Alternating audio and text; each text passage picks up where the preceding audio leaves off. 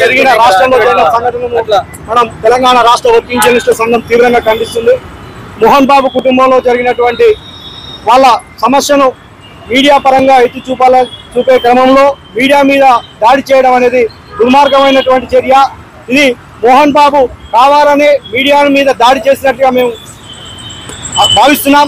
వెంటనే మోహన్ బాబును అరెస్ట్ చేయాలి, మోహన్ బాబును అరెస్ట్ చేసి కఠినంగా శిక్షించాలని చెప్పేసి ఈ సందర్భంగా తెలంగాణ రాష్ట్ర వర్కింగ్ జర్నలిస్టుల సంఘం తరఫున మేము డిమాండ్ చేస్తున్నాం. భవిష్యత్తులో కూడా మీడియా మీద ఇలాంటి సంఘటనలు జరగకుండా, దాడులకు పాల్పడకుండా ఉండాలంటే రాష్ట్ర ప్రభుత్వం కఠినంగా వివరించాల్సిన అవసరం ఉంది. ఎందుకంటే తరచుగా ఇలాంటి సంఘటనలు జరుగుతూనే ఉన్నాయి. అయినా ఎక్కడ కూడా చట్టపరంగా చర్యలు తీసుకునే దాఖలాలు లేకపోవడం వల్లనే రెచ్చిపోతున్నారు. ఇది మన అందరం కూడా మీడియా ఐకమత్యంగా ఉండి, జర్నలిస్టులు అందరం కూడా ఐకమత్యంగా ఉండి ఇలాంటి సంఘటనలు మనం గట్టిగా ప్రతిఘటిస్తేనే న్యాయం జరుగుతుందని చెప్పేసి భావిస్తున్నాను.